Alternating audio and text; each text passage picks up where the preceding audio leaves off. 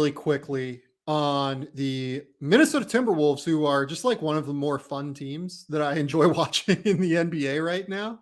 They've won some like close games here and there. Like they won a game against the Pacers earlier this week by 2 points. They beat the 76ers by like a point. They beat I'm trying to think like what was the other like weirdly tight game. They played like another weirdly tight game over the course of the last couple of weeks, and it was just like a really fun game. And then they've also just like had some crazy fucking offensive explosions that are just like the most fun to watch in the NBA. Karl-Anthony Towns had like a really scary fall last night. Apparently everything looks okay on that front. He might miss a couple of games here and there.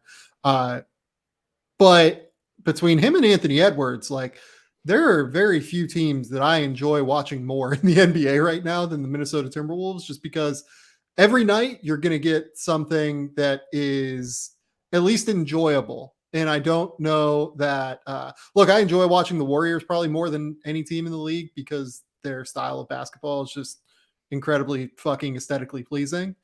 But like with Minnesota, it's not necessarily like incredibly aesthetically pleasing. It's more like almost organized chaos of like Anthony Edwards explosions and Karl-Anthony Towns just making and spacing the floor and being a mismatch nightmare and scoring offensively. Like the whole thing is really fucking enjoyable.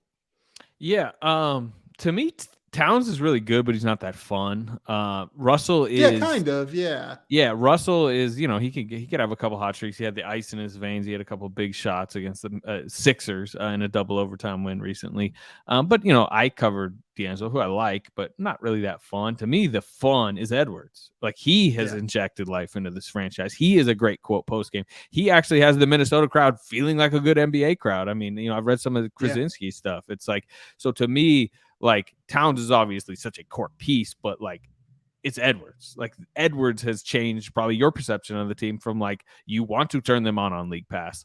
And they played a game in San Francisco, and it ended up being one of the more fun games of the season because like Andrew Wiggins was electrified and like dunked on Towns a couple times, and there felt like mini rivalry. And then Edwards, I think, had 45 that night against, again, like we talked about, maybe the best defense in basketball, the best defensive basketball early this season. And then as he's sitting at like 38 or something like that, he's coming off a timeout telling Steph, like, I'm going for 50 tonight. It's just that attitude too.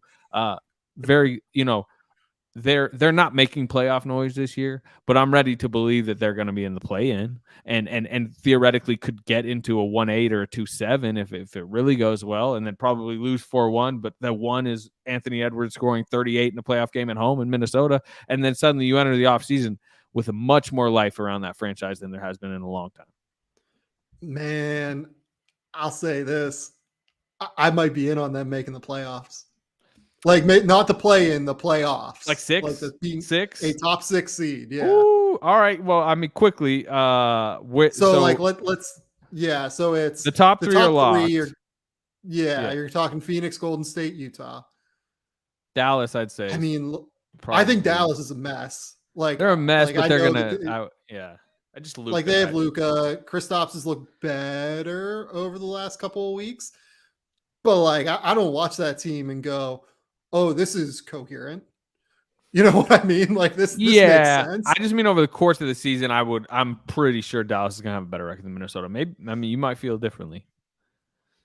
I think that they're closer than what I would have thought. I think I agree with you. I think they're closer than what I would have thought.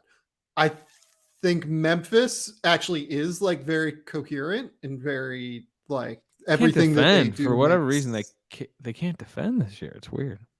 Yeah. I have some worries about them defensively in general, but like we'll see. Like I think Minnesota is like in their class. The Lakers, we just have no fucking idea. I think they're probably going to be fine when LeBron gets back full time and they decide to like. He is really back full time, by the way. That just came out. He's tested negative a bunch of 8 times, I guess, and he's playing Friday. So, awesome. I mean, but that doesn't mean it's all solved in Lakerland, right? I mean, like not at all. Yeah, the whole thing seems like a mess right now. But you have to assume that they're going to get it together by midseason when they're used to playing together again. The Clippers are without Kawhi. It's a great story. I've really enjoyed watching Paul George and I think that he's a legitimate top 5 MVP guy right now, like carrying them to where they've been a top 6 seed in the West like throughout the year. I don't know if they're going to be able to keep it up. I think Portland looks like a mess right now. I think that Denver is obviously a situation we talked about at the top. Not a great spot right now without Michael Porter Jr. and Jamal Murray essentially for the rest of the year. We'll see if Murray comes back. And then the bottom of the West is really kind of falling off a cliff outside of maybe Sacramento.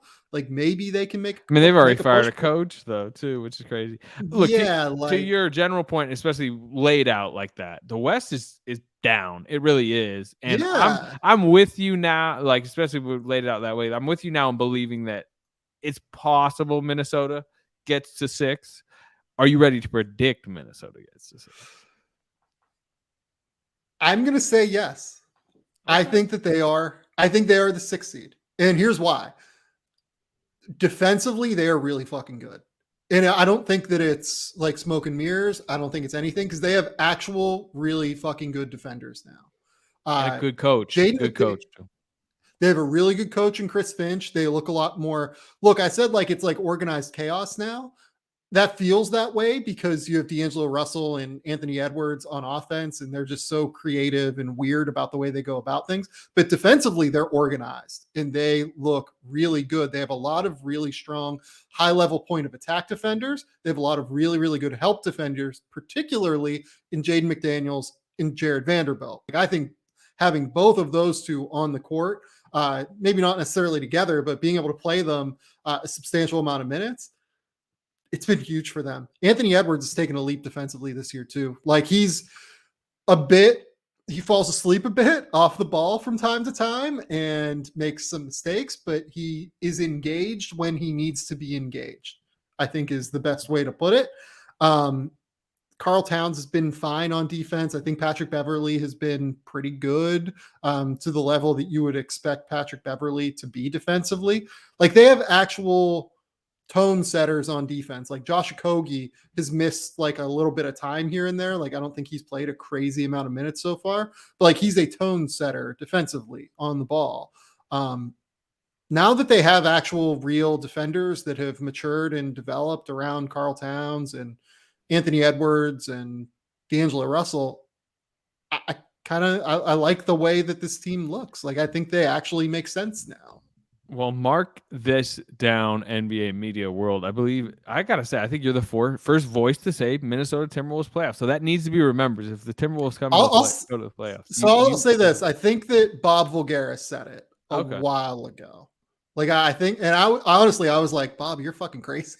Like I was like, he said it like in the second week of the season, and then they went on like that big losing patch or whatever, and I didn't believe it at all. Like I was like, oh, how is this going to work?